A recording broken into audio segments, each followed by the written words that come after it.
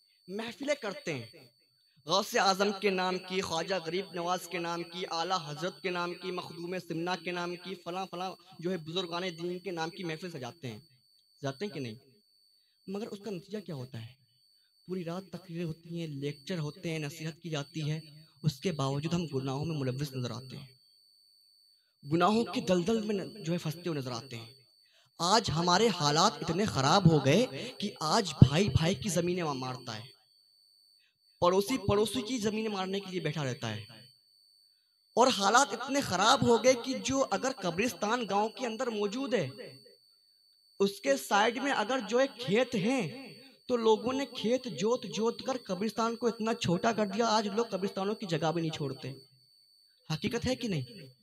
लोग मस्जिदों की जगह तक नहीं छोड़ते, और लोग पैसा कमाने के अंदर इतना मशगूल हो गए कि हराम और हलाल में फर्क नहीं करते। हराम कमा रहे हैं कि हलाल कमा रहे हैं, उन्हें किसी चीज से मतलब नहीं, सिर्फ पैसा आना चाहिए। मगर मुसलमानों, गौर करो, उठाओ बुजुर्गों की जिंदगी, पढ़ो बुजुर्गों की जिंदगी।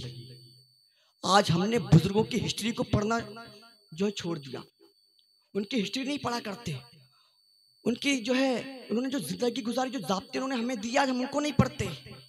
तो उठाओ बुजुर्गों की जिंदगी और देखो, इस दुनिया के अंदर, इस दारे फानी के अंदर एक नौजवान ऐसा गुजरा जो 3 दिन से भूखा है,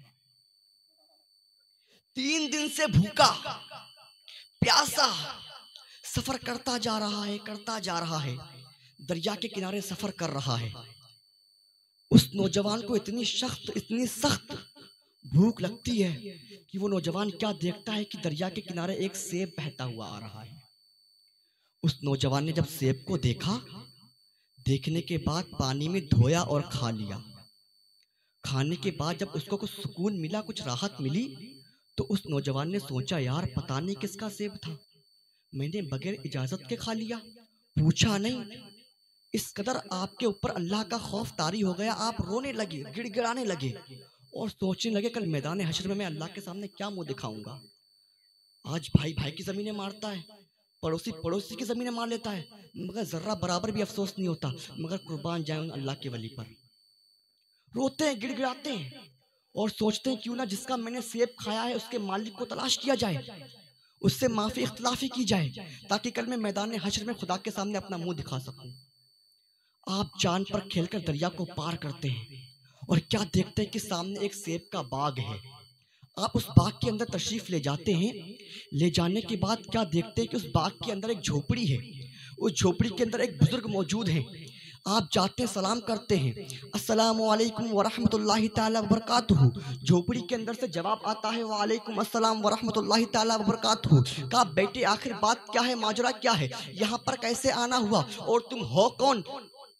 तो नौजवान पता है क्या कहते, बाबा मैं दरिया के किनारे किनारे जा रहा था, मुझे बड़ी शिद्दत की भूख लगी थी, एक सेब बहता हुआ आ रहा था, मैंने सेब खा लिया, मगर मुझे पता नहीं था ये सेब किसका था, तो मैंने दरिया की तरफ रुख कर दिया, मैं चल दिया। जब मैंने देखा इस रास्ते में एक सेब का बाग है, मैं सेब के बाग के अंदर आ गया और मैंने आपको पाया, तो मुझे पता लग गया जो मैंने सेब खाया वो आपका है। कहा, फिर क्या करना चाहते हो? कहा, बाबा मैं आपसे माफी मांगना चाहता हूँ। कहा, किस बात की? कहा, मैंने आपका सेब बगैर इजाजत के खा लिया है। आप रोते हैं, गिड़गिड़ाते हैं।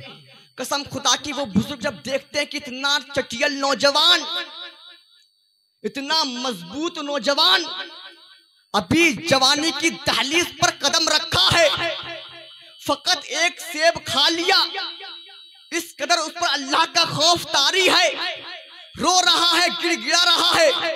आप फौरन समझ जाते हैं ये जो नौजवान है कोई आम नौजवान नहीं, बल्कि अल्लाह का वली है। कसम खुदा की वो नौजवान कोई और नहीं बल्कि अबू साले मूसा जंगी दोस्त हैं। और वो बुजुर्ग कोई ऐसे वैसे बुजुर्ग नहीं, वो हजरत अब्दुल्ला सौमी रज़ियल्लाहु ताला अन्हु है। वली शनाख्त, वली को वली पहचान सकता है। आप पहचान गए ये नौजवान कोई आम नौजवान नहीं है, बल्कि अल्लाह का वली है। आपने कहा बेटा मैं तुमको माफ कर दूंगा मगर मेरी शर्त है। कहा बाबा शर्त क्या है? कहा शर्त यह है कि तुमको 10 साल तक मेरे बाप की रखवाली करनी होगी। कसम खुदा की वो नौजवान अबू सालेह मूसा रदियल्लाहु ताला अन्हु फकत एक सेब खाया था, इसके बिना पर आप उनसे माफी मांगने के लिए आए थे। आपने सोचा बाबा मैं आपकी 10 साल तक आपके बाप की रखवाली करूंगा मगर आपसे रिक्वेस्ट है, अपील है, विनती है, इल्तिजा है, खुदारा आप मुझे माफ कर दीजिएगा। अल्लाह अकबर। आप कहते हैं ठीक है मैं तुमको माफ कर दूंगा मगर 10 साल तक तुमको मेरे बाग की रखवाली करनी होगी। अल्लाह अकबर। आप काम पर लग जाते हैं, बाग की रखवाली करना शुरू करते हैं। दिन बीतते जाते हैं, गुजरते जाते हैं, महीने गुजरते हैं, साल गुजरते हैं, 5 साल गुजरते हैं, 10 साल गुजरते हैं। आखिर 10 साल मुकम्मल हो गए, वो आखिरी दिन भी आ गया। अब आप सोचते हैं अल्लाह का शुक्र है कि 10 साल मुकम्मल हो गए, अब तो बाबा मुझे माफ कर देंगे, अब तो मुझे माफी मिल जाएगी। आप खुशी की हालत में जाते हैं बाबा के पास और कहते हैं बाबा आज 10 साल मुकम्मल हो गए, आपने कहा था ना कि 10 साल तक मेरे बाग की रखवाली करना, मैं तुमको माफ कर दूंगा। आज वो लम्हा आ गया, वो घड़ी आ गई, 10 साल मुकम्मल हो गए, खुदारा आप मुझे माफ कर दें, खुदारा माफ कर दें। तो पता है क्या कहते हैं बेटा, 10 साल मुकम्मल हो गए, तुमने मेरे कहने के मुताबिक तुमने 10 साल तक बाग की रखवाली की, मैं तुमको माफ कर दूंगा मगर मेरी एक शर्त और है। कहा अब क्या शर्त है? कहा शर्त यह है कि जो मेरी बेटी है ना वो आंख से अंधी है, कानों से बहरी है, जबान से गूंगी है, हाथ से लूली है, पैरों से लंगड़ी है। तवज्जो से सुनिएगा क्या कहा। मेरी एक बेटी है, आंखों से अंधी है, कान से बहरी है, जबान से गूंगी है, हाथों से लूली है, पैरों से लंगड़ी है। कहा फिर? कहा तुमको उससे निकाह करना होगा। अल्लाह अकबर। फकत एक सेब खाया था, सिर्फ एक सेब। तो आपने पता है इनकार नहीं किया, आपने कहा बाबा ठीक है मैं राजी हूं, मैं निकाह कर लूंगा मगर आप मुझे माफ तो कर देंगे ना? कहा बेटा माफ कर दूंगा। मुसलमानों गौर करो अपनी जिंदगी पर, अगर ये शर्त आज किसी नौजवान से रखी जाए तो क्या वो मानेगा? उसकी जबान पर फकत यही अल्फाज होंगे कि मियां मैं पूरी जिंदगी कुंवारा रहना पसंद करूंगा मगर ऐसी लड़की से शादी नहीं करूंगा। अगर लड़की अच्छी खासी मिल जाए, शक्लो सूरत अच्छी है, उसकी सीरत भी अच्छी है, अगर दहेज में कमी कर देना तो शादी नहीं करते लोग, रिश्ते तोड़ दिया करते हैं। आज दस्तूर क्या हो गया, रिवाज क्या हो गया है कि लोग जाते हैं जो है लड़की के घर रिश्ता लेकर के जाते हैं तो सबसे पहले नजर पता है कहां पड़ती है? लड़की के मकान पर। मकान देखते हैं पहले कि मकान अच्छा है कि नहीं, हाँ? और मकान के अंदर जाते हैं तो बेचारा गरीब बाप ना जाने कहां से पैसे जमा करता है, पूरी साल की मेहनत की कमाई उन रिश्तेदारों के लिए, उन रिश्ते देखने वालों के लिए खर्च कर देता है, खाने का इंतजाम करता है, नाश्ते का इंतजाम करता है। नाश्ता हो जाता है, खाना हो जाता है, फिर लड़की दिखाई जाती है, लड़की भी पसंद कर ली जाती है। मगर अब बात आती है जहेज पर। अब ये जहेज के भिखारी जहेज की डिमांड करते हैं कि फलां चीज चाहिए, फलां चीज चाहिए, फलां चीज चाहिए। आपको पता है भिखारी की दो किस्में हैं। कितनी? 2 किस्में। एक वो भिखारी जो कटोरा लेकर के मांगता है और एक वो भिखारी जो जहेज के नाम पर मांगता है। आज बेचारा गरीब बाप अपनी बच्चियों की शादी नहीं कर पाता। आज हमारी बच्चियां 30 साल की, 35 साल की, 40 साल की हो जाती है, उनके रिश्ते नहीं होते, शादियां नहीं होती, बेचारी घरों में बैठी हैं। क्यों? आज इन जहेज मांगने वालों ने, इन आतंकवादियों ने, मैं उनको आतंकवादी कहता हूं जहेज मांगने वालों को, बड़ी धूम मचा रखी इन लोगों ने जहेज के नाम पर। लड़की पसंद आ जाती है, सब कुछ अच्छा है, घर भी अच्छा है, सब कुछ बढ़िया, अगर जहेज में कोई एक चीज कमी कर देना तो रिश्ता इनकार कर दिया करते हैं। यार नाश्ता भी कर लिया, खाना भी खा लिया, लड़की भी पसंद आ गई, अब जहेज की डिमांडें करना शुरू करते हैं, ये चाहिए, वो चाहिए, वो चाहिए। अब बेचारा गरीब बाप अपनी बेटी के सामने सर झुका करके बैठ जाता है। इतनी डिमांड वो कहां से पूरी करे, कहां से दे तुमको? और फिर चले जाते हैं घर पर, फिर फोन घुमाते हैं, अरे कि वो ऐसा है कि खाला को लड़की पसंद नहीं आई है, कि फूफी को लड़की पसंद नहीं आई, कि नानी को लड़की पसंद नहीं आई। बात ये नहीं है, लड़की तो सबको पसंद आई है, मगर वो जहेज की डिमांड में जो कमी कर दी ना, असल बात ये है आज हमारी बेटियां दूसरों के साथ भागती नजर आ रही हैं। हमारी बेटियां घर से भाग जाती हैं, मुर्तद हो जाती हैं, गैर मुस्लिमों के साथ भाग जाती हैं। इसका जिम्मेदार कोई और नहीं बल्कि जहेज मांगने वाले भिखारी हैं।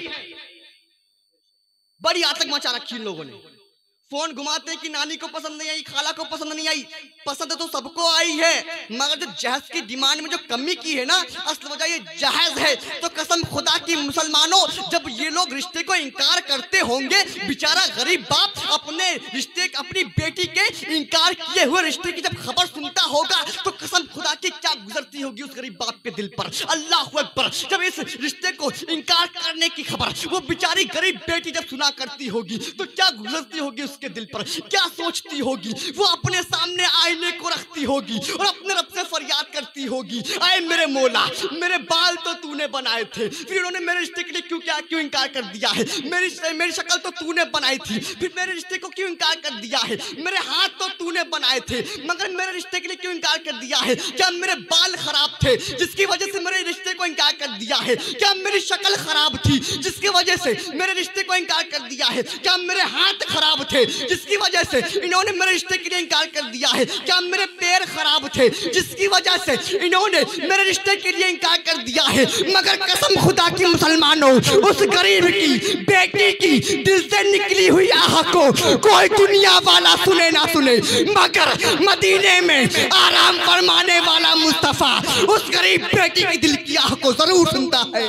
वाह वाह, जिंदाबाद जिंदाबाद, नारे तकबीर, नारे रिसालत, फैज़ाने गौसे आज़म, इस्लाहे मुआशिरा, नारे तकबीर। वाह वाह, बेशक हक बात है। बेचारी गरीब बेटी रोती है ना, उसके दिल से आह निकलती है, कोई दुनिया वाला सुने ना सुने, मगर मदीने में आराम फरमाने वाला मुस्तफा सुनता है। तो खौफ करें, खुदा का खौफ खाएं, खुदारा शादी को आसान करें, निकाह को आसान करें, और जितना ज्यादा हो सके गरीब बच्चियों की शादियां खुद से करवाया करें। अब कुर्बान जाओ अबू साले मूसा जंगी दोस्त पर, फिर से वापस आओ। आप रिश्ते के लिए हाँ कर दिया आपने, लड़की क्या है, आंखों से अंधी है, जबान से गूंगी है, कानों से बहरी है, हाथों से लूली है, पैरों से लंगड़ी है। इतने तमाम औसाफ गिनने के बाद आपने ये नहीं कहा बाबा मुझे फला फला चीज चाहिए इसके बदले में। आपने कोई जहेज की डिमांड नहीं की थी। आप चाहते तो ये भी कह सकते थे कि बाबा जी ये सेब का बाग है, मुझे दे दीजिए, मगर नहीं। क्यों अल्लाह के वली है, अल्लाह के वली की शान बड़ी निराली हुआ करती है, हक पर हुआ करते हैं वो लोग। हमें उनकी जिंदगी से सीखना चाहिए, समझना चाहिए। आज हमारे जवाल की जो वजह है, हमारी तबाही की जो वजह है, वो कुछ और नहीं बल्कि यह कि हमने बुजुर्गों की जिंदगी में पढ़ना छोड़ दिया है ना। तो आप फरमाते हैं बाबा मैं शादी करने के लिए तैयार हूं, राजी हो गए। आपका जो निकाह हो जाता है, निकाह हो गया, निकाह होने के बाद आप जाते हैं ना अपने हुजरे की तरफ, तो सोचते हैं कि यार कानों से तो बहरी है, सुन नहीं पाएगी। तो शरीयत का तकाजा यह है कि जब शोहर पहली मर्तबा अपनी बीवी के पास जाए तो कुंडी को खटखटा ले। आपने सोचा सुन तो पाएगी नहीं, चलो शरीयत का तकाजा पूरा कर लिया जाए। आपने कुंडी को खटखटाया। जब आपने कुंडी को खटखटाया तो क्या देखते हैं कि आपके सामने एक हसीनो जमी लड़की खड़ी है। हसीनो जमी लड़की खड़ी है। जब आपकी नजर उस पर पड़ी, आप फौरन वहां से दौड़कर भाग आए और कहने लगे बाबा आपने कहा था कि आपकी बेटी आंखों से अंधी है, कानों से बहरी है, जबान से गूंगी है, हाथों से लूली है, पैरों से लंगड़ी है। शायद कि आपने मुझे किसी और लड़की के पास भेज दिया, वो आपकी बेटी नहीं है। तो हजरत अब्दुल्ला सौमी फरमाते हैं बेटा जिसके पास मैंने तुमको भेजा है वो मेरी ही बेटी है। कहा बाबा जो तमाम औसाफ आपने गिनाए थे फिर वो क्या हैं? तो फरमाते बेटा मैंने कहा था ना कि मेरी बेटी आंखों से अंधी है, इसका मतलब ये है कि मेरी बेटी ने आज तक अपनी आंखों से कोई गलत मनाजिर नहीं देखे हैं। मैंने कहा था ना कि मेरी बेटी जबान से गूंगी है, तो इसका मतलब ये था कि मेरी बेटी ने आज तक अपनी जबान से कोई गलत बात नहीं कही है। मैंने कहा था ना कि मेरी बेटी कानों से बहरी है, इसका मतलब ये था कि मेरी बेटी ने आज तक अपने कानों से कोई गलत बात नहीं सुनी है। मैंने कहा था ना कि मेरी बेटी हाथों से लूली है, इसका मतलब यह था कि मेरी बेटी ने आज तक अपने हाथों से कोई गलत काम नहीं किया है। मैंने कहा था ना कि मेरी बेटी पैरों से लंगड़ी है, इसका मतलब यह था कि मेरी बेटी ने आज तक अपने कदमों को गलत काम की तरफ नहीं निकाला है। अजीजाने मोहतरम, जानना चाहते हैं इतनी मुत्तकी नेक परहेजगार औरत कोई और नहीं बल्कि वो उम्मुल खैर फातिमा सानी है। अजीजाने मोहतरम, जब इतना नेक मुत्तकी परहेजगार मर्द अबू सालेह मूसा जंगी दोस्त रज़ी अल्लाह ताला अन्हु, इतनी नेक मुत्तकी परहेजगार औरत उम्मुल खैर फातिमा सानी रज़ी अल्लाह ताला अन्हा का जब आपस में मिलन होता है तब जाके गौसे आदम का जन्म होता है।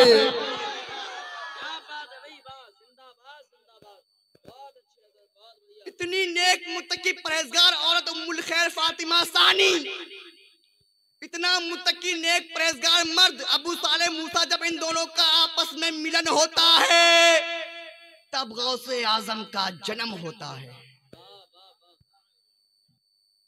मियां, जब माँ उम्मुल खैर हो और बाप अबू सालेह हो तो बेटा गौसे आजम पैदा होता है।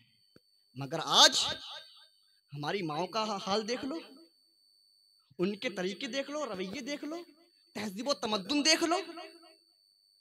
आज हमारे घर पे अगर माएँ प्रेग्नेंट होती हैं ना, पेट से होती हैं ना, तो बस फेसबुक पर रील देख रही हैं, इंस्टा पर चला रही हैं, सीरियल्स देखती हैं, मूवीज देखती हैं। और उसका नतीजा क्या होता है पता है? हमारे घर में जो बच्चा पैदा होता है या तो वो सलमान का फैन होता है, शाहरुख का फैन होता है, आमिर का फैन होता है, क्रिकेटर का फैन होता है, सेलिब्रिटीज का फैन होता है ना। और जब माँ अगर साले हो, माँ नेक मुत्तकी परहेजगार हो, बाप नेक मुत्तकी परहेजगार हो, तो बेटा गौसे आजम पैदा होता है, बेटा ख्वाजा गरीब नवाज पैदा होता है, बेटा आला हजरत पैदा होता है। आज हमारी माओ के कोख के अंदर इतनी ताकत नहीं कि गौसे आजम पैदा कर सकें। आज हमारी माओ की कोख के अंदर इतनी ताकत नहीं कि वो ख्वाजा गरीब नवाज पैदा कर सकें, आला हजरत पैदा कर सकें, मुफ्ती आजम हिंद पैदा कर सकें। मगर मुसलमानों, हमारी माओ की कोख के अंदर इतनी ताकत तो है कि वो गौसे आजम ना सही मगर गौसे आजम से मोहब्बत करने वाला तो पैदा कर सकती है। ख्वाजा गरीब नवाज ना सही मगर ख्वाजा गरीब नवाज से मोहब्बत करने वाला पैदा तो कर सकती है। आज हमारी माओ की कोख के अंदर इतनी ताकत तो है कि अगर वो जो है आला हजरत ना सही मगर आला हजरत से मोहब्बत करने वाला तो पैदा कर सकती है। मगर नहीं, हमारे तरीके बदल गए, रवैये बदल गए। हमारी माओ को तो चाहिए कि जब वो हामिला हुआ करे ना तो कुरान की तिलावत क्या करें, दुरूद शरीफ पढ़ा करें, जिक्र व अज़कार किया करें, ताकि उनकी जो औलाद हो ना वो नेक मुत्तकी परहेजगार हो, उनकी फरमा बरदार हो, औलिया अल्लाह से मोहब्बत करने वाली हो, हुजूर से मोहब्बत करने वाली हो। मगर नहीं, आज हमने अपने तरीके बदल दिए, रवैये बदल दिए। आप जानते हैं, ये बताएं बात समझ में आ रही कि नहीं?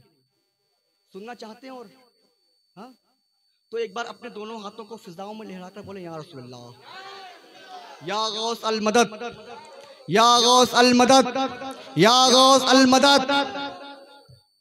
सरकार गौस आजम रज़ी अल्लाह ताला अन्हु, आपका शजरे नसब आपकी वालिदा की जानिब से हजरत इमाम हसन रज़ी अल्लाह ताला अन्हु से मिलता है, कहें सुभान अल्लाह। और आपका शजरे नसब आपके वालिद की जानिब से हजरत इमाम हुसैन रज़ी अल्लाह ताला अन्हु से मिलता है।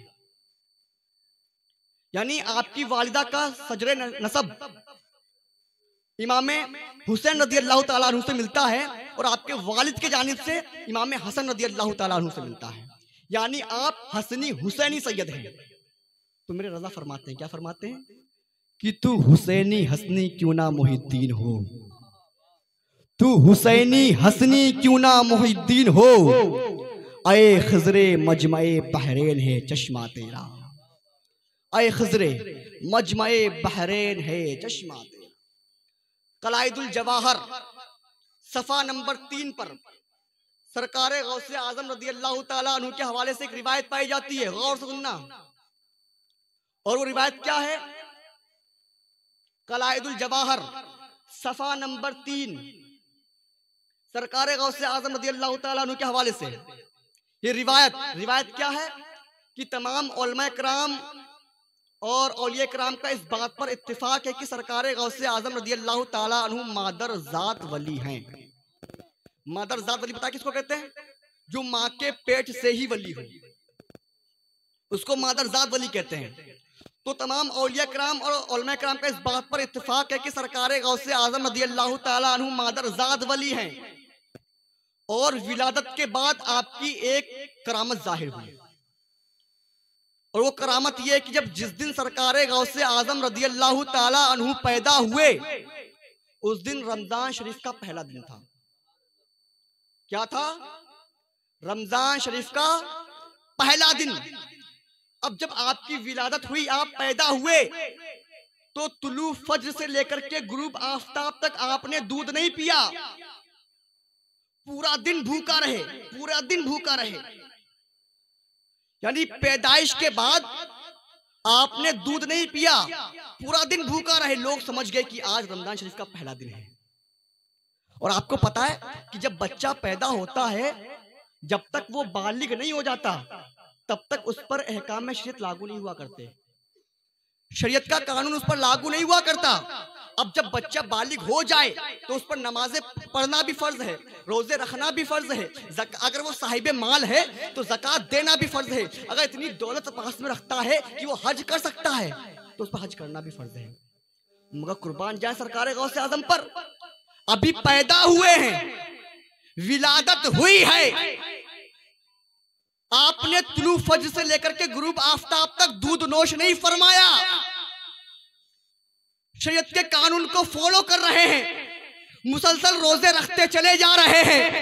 आखिर बात क्या है, माजरा क्या है? तो कसम खुदा की मुसलमानों, बात कोई और नहीं बल्कि सरकारे गौसे आजम। वाह, नारे तकबीर, नारे रिसालत, उलमाए अहले सुन्नत, फैज़ाने गौसे आजम, फैज़ाने गौसे आजम हजरत मौलाना समद रज़वी साहब किबला। नारे तकबीर, नारे रिसालत।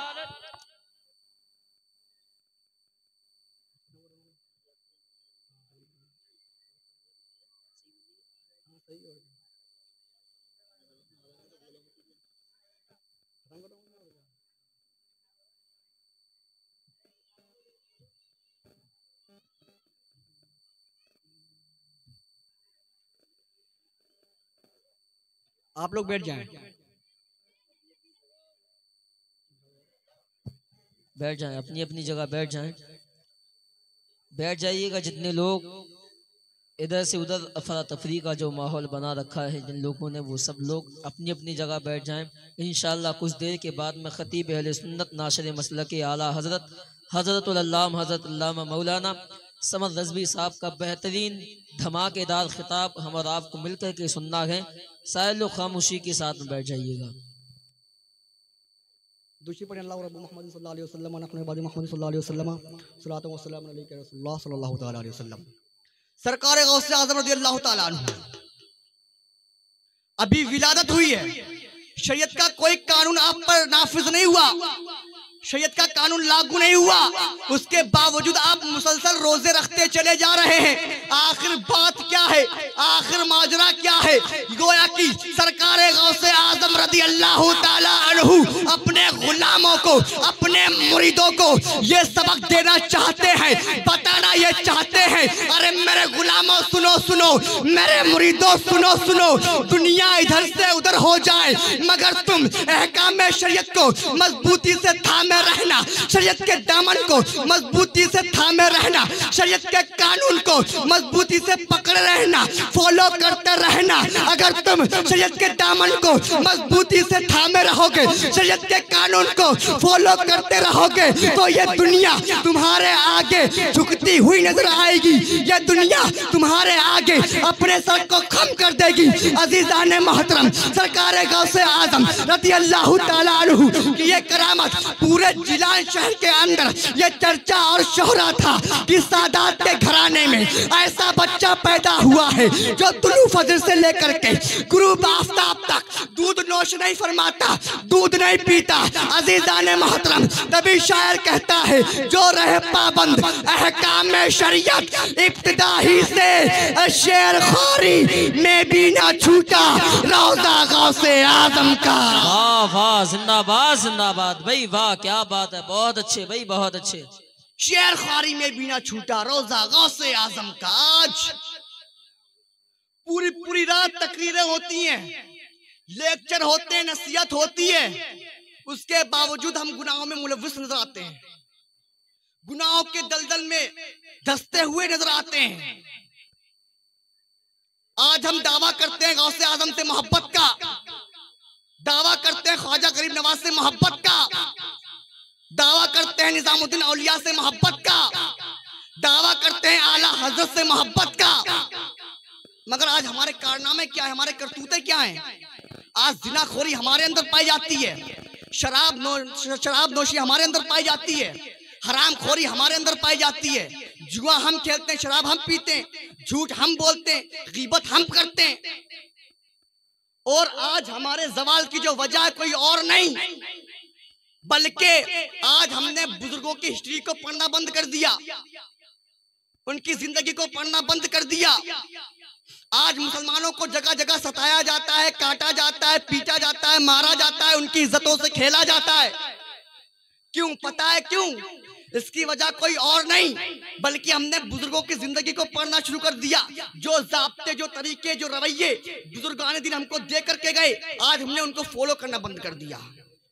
और जो दीन मेरे मुस्तफा करीम लेकर के आए हैं, तो आज मैं कहता हूं, अरे यार पलट आओ उस दीन की तरफ, लौट आओ उस दीन की तरफ। अगर तुम चाहते हो कि दुनिया में तुम कामयाब हो जाओ, दुनिया को तुम फतह कर लो, तो पलट आओ उस दीन की तरफ जिसको लेकर के मेरे मुस्तफा करीम आए हैं, जिसकी हिफाजत अबू बकर ने की है, जिसकी हिफाजत उमर ने की है, जिसकी हिफाजत उस्मान ने की है, जिसकी हिफाजत अली मुर्तजा ने की है, जिसकी हिफाजत करबला के मैदान में इमाम हुसैन ने अपनी गर्दन को देकर के की है, जिसकी हिफाजत करबला के मैदान में अब्बास अलमदार ने अपने बाजुओं को देकर के की है, जिसकी हिफाजत इमाम आजम ने की है, जिसकी हिफाजत गौसे आजम ने की है, जिसकी हिफाजत आला हजरत ने की है, जिसकी हिफाजत ताज शरिया ने की है। फिर ताज शरिया की बोली में ये बोलते हुए नजर आओ, जिंदगी ये नहीं है किसी के लिए, जिंदगी है नबी की, नबी के लिए ना समझ मरते हैं जिंदगी के लिए, अरे जीना मरना है सब कुछ नबी के लिए।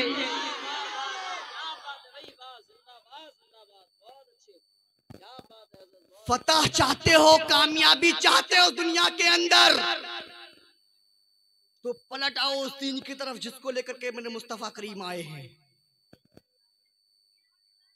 आज तुम्हें रुस्वा किया जाता है, जलील किया जाता है, मारा जाता है, काटा जाता है, तुम्हारी इज्जतों से खेला जाता है, तो मैं कहता हूं पढ़ो उस दीन को, पढ़ो उस किताब को, पढ़ो उस शरीयत को जिसको मेरे मुस्तफा लेकर के आए हैं।